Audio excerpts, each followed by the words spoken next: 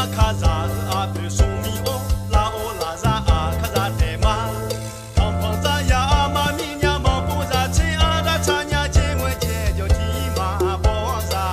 องตามห้อยของบรรพบุรุษเบิ่งว่ามันสิยุ่งยากสิลำบาก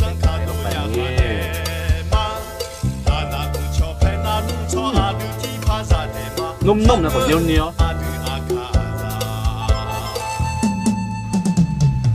สบายดีแล้วก็สวัสดีทุกคนที่กำลังติดตามมักส้มหล่อนยินดีต้อนรับเข้าสู่ช่องอาคาน้อยเนาะมือนี้ก็มาอยู่ไห่อยู่สวนคือเก้าพี่น้องเอ้ยเนาะตอนนี้ก็เสียหญ้าไห่เมื่อยๆเฮาสิไปหาอาหารอยู่พุ่นตินดอยพุ่นเนาะเฮาสิไปขุดหัวมันทุกคนสิไปขุดหัวมันปลามาเผากินมาต้มกินคือเฮาสิไปสาธิตให้เบิ่งว่าในเมื่อก่อนเนาะบรรพบุรุษของเฮาเนาะบ่ค่อยมีแบบพวกข้าวนี่ปานใดเนาะสมัยคือรุ่นปู่รุ่นยาเขาเล่าให้ฟังเนาะว่าสมัยช่วงที่สงครามฝรั่งเศสหรือว่าฝรั่งเศสมาลาอาณานิคมเนาะพวกเขาจะกินพวกมันพวกเพือกอยู่ในป่านั่นแหละมาต้มมาเผากินเนาะมื้อนี้เฮาสิไปลองกินเบิ่งตามหอยของบรรพบุรุษของเฮาโอเคเนาะเขาจะไปขุดมันปลากันพี่น้อง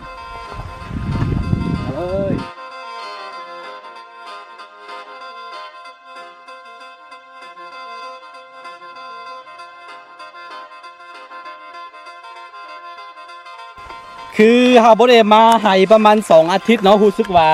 ข้าวมันยาวแห้งแล้วพี่น้องเนี่ยมันยาวไวอีหลีนี่แหละคือวงจรธรรมชาติของมันเนาะมันจะรอเลี้ยงของมันมีฝนมีแดดมันก็จะสิโตขึ้นมาเองนี่แหละคือความงดงามแล้วก็ความมหัศจรรย์ของธรรมชาติเนาะโอเคเฮาบ่ฟอยกันหลายตอนนี้สิไปหาหัวมันปลากันพี่น้องเอ้ย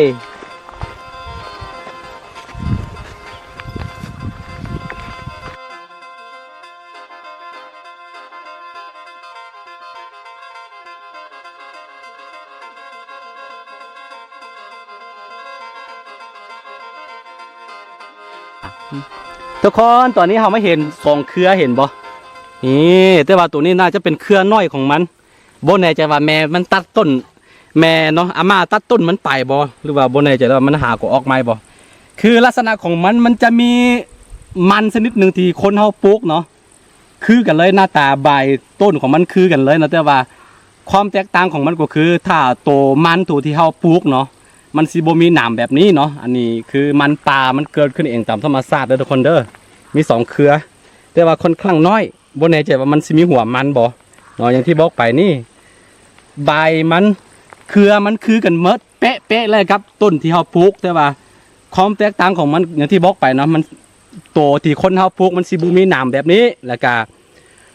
หัวมันของมันก็สิบ่เลิกแบบหัวมันปลาเนาะถ้าเป็นหัวมันที่เฮาปลูกเนาะมันจะเป็นลักษณะคือแบบเพือกเนาะแต่ว่าตัวนี้มันจะลกลงไปตั้งแต่เกิดมาเฮายังบ่เคยขุดแบบจำใต้ของมันจักเถื่อเนาะบ่เคยขุดสุดแต่ว่าตัวนี้น่าจะจำอยู่เพราะว่าสังเกตจากลักษณะของเครือมันแหละหากออกใหม่ๆเนาะอันนี้คือมันที่เกิดขึ้นเองตามธรรมชาติทุกคนเด้อโอเคเฮาสิไปขุดกันมันจะมี2เครือตัวนี้แล้วก็ตัวนี้เฮาสิขุดตัวนี้ก่อนทุกคนโอเคลองเลย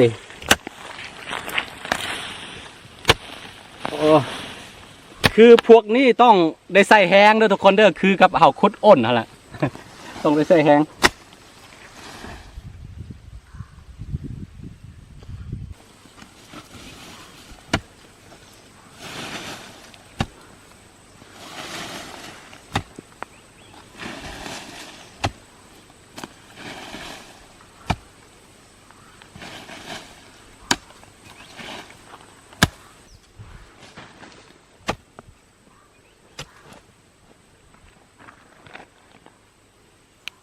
นี่ตัวอ่อนมัน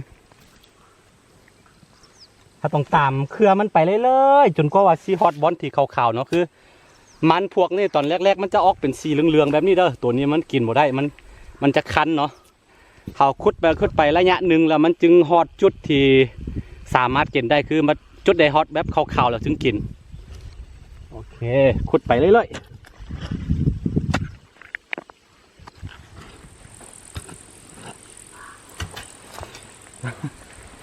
คืออย่างที่บอกไปนะถ้าเครือของมันน้อยกว่าหัวของมันก็จะน้อยตามมันไปคือตอนนี้น่าจะสุดเลยตัวนี้นะ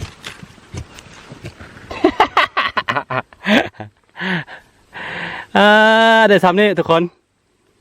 นี่คือหัวมันเด้อบ่แม่นไม้เด้อทุกคน นี่ เห็นบ่หัวมัน นี่เฮาได้แต่สอง มันหาก็ออกไม่นี่หมดแล้ว โอเคตอนนี้เฮาสิขุดหัวนี่อีกเนาะทุกคนเนาะนี่บ่แน่ใจว่ามันสิมีซ้ำใดเฮาขุดพอ2คนกินแล้วก็สิไปเผากินแล้วสิไปเฮ็ดเมนูกินอยู่เถียงไห้พุ่นโอเคปานี่ก่อนตัวนี้ก็เบิ่งจากลักษณะของเครือมันแล้วก็น่าจะบ่ใหญ่ปานใดแต่ว่าเฮาก็สิขุดเนาะพอได้กินนะตอนนี้รู้สึกว่าร้อนแฮงอีหลีเผาไหม้หมดแล้วนี่คือเป็นการสัญญาณเตือนของธรรมชาติว่าเดี๋ยวอีกตอนคืนนี้แล้วว่ามื้ออื่นตอนเช้าฝนจะตกนี่เนาะโอ้ยเกี่ยวเนาะ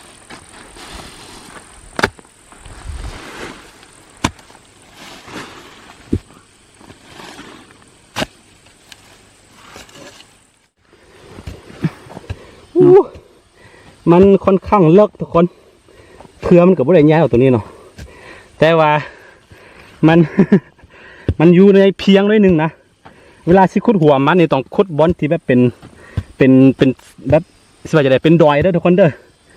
บอนใดเพียงไม่ต้องขุดนี่คือตัวเก่านี่ตัวใหม่โอ้กว่าสิได้กินบ่แม่นธรรมดาพี่น้องเอ้ยนี่แหละ ความลำบากของมันบุหัวบรรพบุรุษของเขาอยู่รอดได้จังใดเนาะคือตอนนี้ก็ยังอยู่แถวคนป่าแถวอเมซอนแถวบราซิลบอหรือว่าแม้กระทั่งอยู่เมืองไทยบ้านเฮาใกล้ๆนี่เนาะคือชนเผ่าซาไก่หรือว่าเงาะป่าเขายังกินพวกนี้อยู่ทุกคน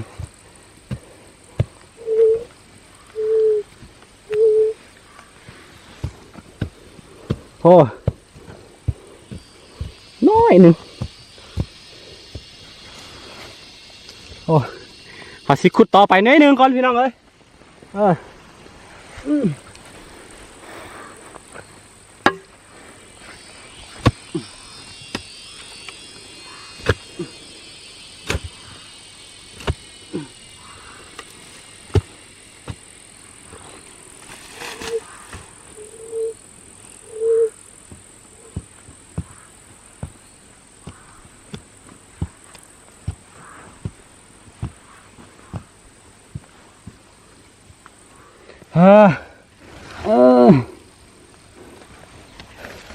นี่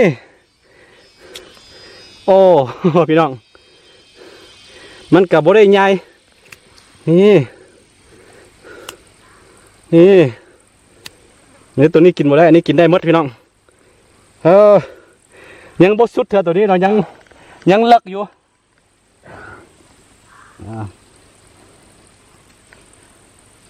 แป๊บหนึ่งขอสิขุดต่อได้หนึ่งก่อนบ่ไหวเมื่อยแฮง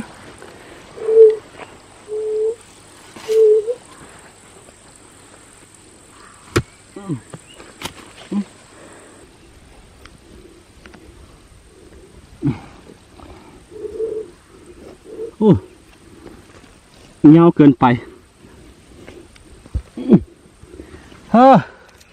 พุดบดสุดพี่น้องเอ้ยเขาเสียเอาซ้ำนี่พอ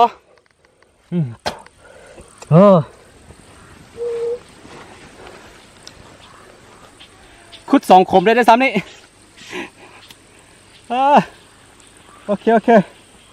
เขาสิไปเฮ็ดอาหารก่อนทุกคนเมื่อยแห้งเมื่อยแล้วก็บวกกับมันห้อนพดโอเคเดี๋ยวเจอกันตอนนี้เราก็กลับมาถึงเทียงไฮของเราแล้วเนาะคือปกติเนี่ยเวลาไปขุดนี่ในเครือหนึ่งนี่มันจะมีประมาณ30-40 กิโลผลโดยพวกมันปลาแบบนี้เนาะแต่ว่าตัวนี้เครือมันน้อยบวกกับว่าเครือหนึ่งหั่นมันค่อนข้างเลิกพดเขาก็เลยว่าบุกขุดต่อเขาซีขุดมาสำนี่พอเป็นอาหารคาบหนึ่งเนาะแต่ตอนแรกเขาว่าซีต้มกินเนาะแต่ว่าเปลี่ยนแผนแล้วเอาซีเผากินเอานี่เมื่อก่อนอย่างที่บอกไปแต่ต้นคลิปเนาะเมื่อก่อนตอนฝรั่งเศสเข้ามาลาอาณานิคมเนาะเขาเฮ็ดไฮเฮ็ดสวนไม่บ่ได้เขาว่าปู่ย่าตายายเขาเล่าให้ฟังเนาะเพราะว่าเวลาเห็นขวัญไฟเขาจะเอาระเบิดมาถล่มเลยเพราะฉะนั้นเขาก็จะอาศัยอยู่ในป่าแล้วก็ขุดหัวมันปลาแบบนี้แหละ ประทังชีวิตในเมื่อก่อนแล้วตอนนี้ก็โชคดีไปบ้านเมืองก็สงบแล้วแต่ว่าเฮาก็ลองตามห้อยของบรรพบุรุษเบิ่งว่ามันสิยุ่งยากสิลำบากแบบใดเนาะถ้าผู้ใดเคยเบิ่งคลิปประมาณ 3-4 เดือนหรือว่าประมาณ6เดือนที่แล้วเนาะเคยไปขุดมันปลากับอาม่าเฮาเนาะได้หลายเนาะจนว่าแบกบ่แพ้หมดแล้วแต่ว่าอันนี้น้อยพดบ่เป็นหยังเอาสิเผากินมาเลย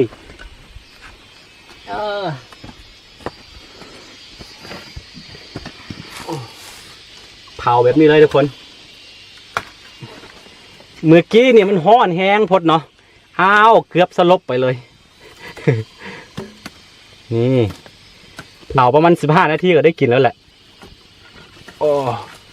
ตอนนี้กับบรรยากาศยามแรงๆได้ยินเสียงนกเสียงหนูห้องพี่น้องความสุขนี่แหละโอเคเขาจะเผาทิ้งไว้ประมาณ15 นาทีเราจึงมากินห้อนแห้งสุกแล้วแหละพี่น้องนี่จะให้ตะกล้องออกมาก่อนออกมาหมดโอ้สุกแล้วพี่น้องนี่แหละ อาหารสดอาหารลักๆเมื่อก่อนเนาะเขาก็กินตัวนี้เป็นอาหารเด้อบรรพบุรุษของเฮาเนาะจึงมีเฮา โอ้โหแสบบ่แสบให้มันหูไปเดี๋ยวสิแกะเบิ่งกันเอาโลฮ้อนแต่กล้องเป่าเอานั้นเป่าไอ้มันก่อนเป่าขี้เหนียวออกกันมือจะเปื้อนนิดนึงเด้อทุกคนเด้อแต่บ่เป็นหยังเพราะว่าเป็นดินซื่อเพราะว่าดินเฮาก็กินอยู่แล้ว ลองแกะเบิ่งโอ้แกะเบิ่งลองหักเบิ่งโอ้เขาสั่วเลยพี่น้องโอ้โหน่ากินโอเคตอนนี้สิกินกันคือมันปลาเนาะรสชาติของมันก็จะแซ่บกว่ามันที่เราปลูกทั่วไปเลยทุกคนเด้อแซ่บเนาะเป็นต้มหวานก็กินแซ่บหรือว่าเฮ็ดได้หลายๆเมนูเนาะคือมันตัวนี้อย่างที่บอกไปเนาะเมื่อก่อนเขาก็ใส่ตัวนี้เป็นอาหารแม้กระทั่งอย่างที่บอกไปเนาะพวกชนเผ่ามันนิหรือว่าพอสกายที่อยู่ทั้งจังหวัดพัทลุงทางภาคใต้ของเราภาคใต้ของเราภาคใต้ของไทยก็ยังเห็นเขากินอยู่นี่แหละทุกคนปลาเขากินและหรือว่าอยู่วันเขตพิเศษแสนสมบูรณ์ของเราเขาเมื่อก่อนเนาะมีพวกเจ้าฟ้าเขาหนีไปอยู่ป่าเป็น30 ปีเขาก็กินตัวนี้แหละเป็นอาหารผู้ว่าเฮ็ดไทยเฮ็ดส่วนบ่ได้เลยแต่ตัวนี้ก็บ่มีแล้วแหละเนาะพวกเจ้าฟ้าน่าจะมีอยู่เถอะมีหน่อยนี่อันนี้คืออาหารหลักของเขากินตังข้าวนะเมื่อก่อนบ่มีข้าวกินเขาก็จะกินอันนี้แหละใส่เข้าไปนี่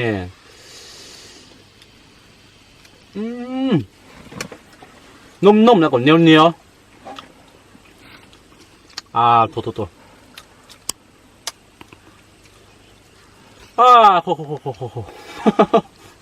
อร่อยเกินมันนุ่มแล้วก็เหนียวนิดนึง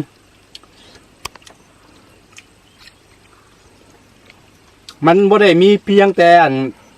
ชนิดเดียวนี่มันมีหลายชนิดเนาะสำหรับมันปลาเนาะแต่ว่าตัวนี้มันจะแสบหลายชนิดที่มันอยู่ในปลากับบ่ได้ขุดเลิกแบบนี้แต่ว่าตัวนี้น่าจะเลิกกว่าหมู่แหละมันเลิกแหละแต่เขาขุดเลิก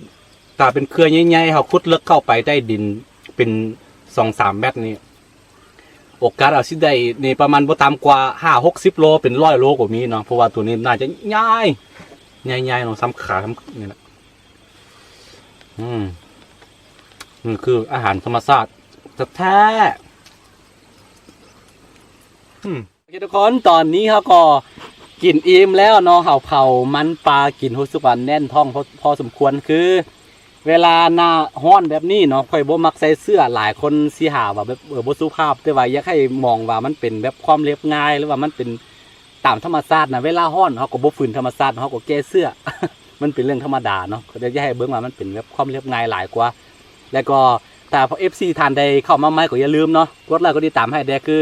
พวกเจ้าจะได้เห็นวิถีชีวิตคำว่าวิถีชีวิตบ่ใหม่เข้ามาแบบการหาอยู่หากินอย่างเดียวเนาะแต่ว่าเขาจะเน้นให้เห็นถึงแบบฮิตของประเพณีหรือว่าหลายๆเนาะหลายๆอย่างเนาะเกี่ยวกับชนเผ่าอาค่าแล้วก็บ่แม่นแต่ชนเผ่าอาค่าเนี่ยหลายๆอย่างเกี่ยวกับของคนลาวเฮาเนาะให้ท่าน FC ทั้งหลายได้เห็นเนาะโอเคถ้าใครมักก็อย่าลืมเนาะกดไลค์กดติดตามซองอาค่าน้อยเนาะเพื่อบ่ได้พลาดวิดีโอมันแม่จะซองอาค่าน้อยโอเคแล้วเจอกันในคลิปหน้าสบายดี